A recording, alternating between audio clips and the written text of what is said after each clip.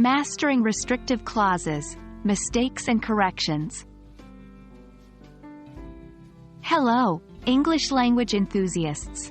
Today, we're going to delve deep into the world of restrictive clauses.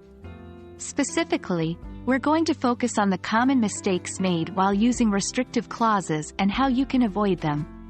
Remember, mastering restrictive clauses and their punctuation rules can greatly enhance your English writing and comprehension skills. So, let's get started. Before we dive into the common mistakes, let's quickly revisit what restrictive clauses are. Restrictive clauses, also known as essential clauses, are those that provide key information about the noun they modify. Without a restrictive clause, the meaning of a sentence would significantly change. Importantly, restrictive clauses do not require commas to set them off from the rest of the sentence. Example: the book that is on the table is mine.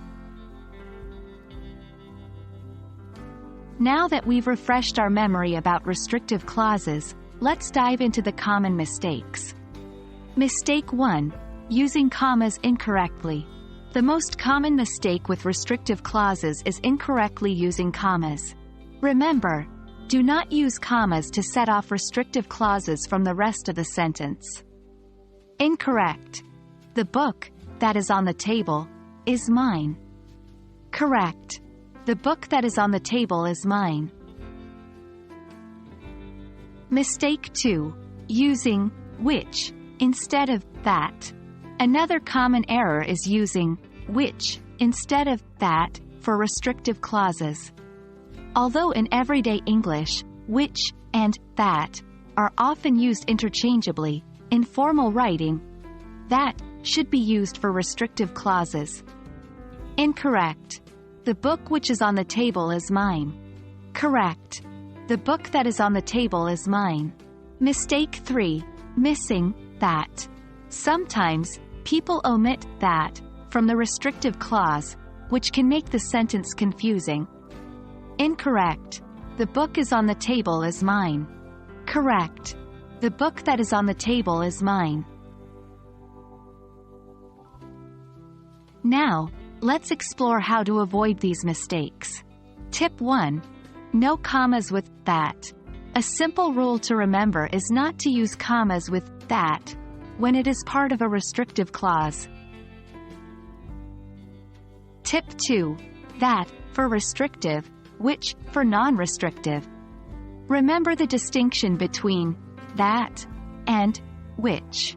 Use that for restrictive clauses and which for non-restrictive clauses. Tip 3. Don't omit that. Don't omit that from a restrictive clause.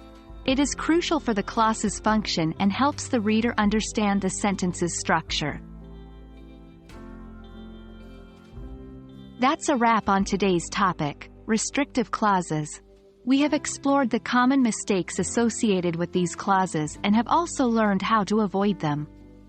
Remember, practice is key in mastering any language aspect, so try using restrictive clauses in your writing. Keep practicing, and you'll soon find that these tricky little clauses aren't that scary after all. As always, happy learning, and we hope this video has been helpful.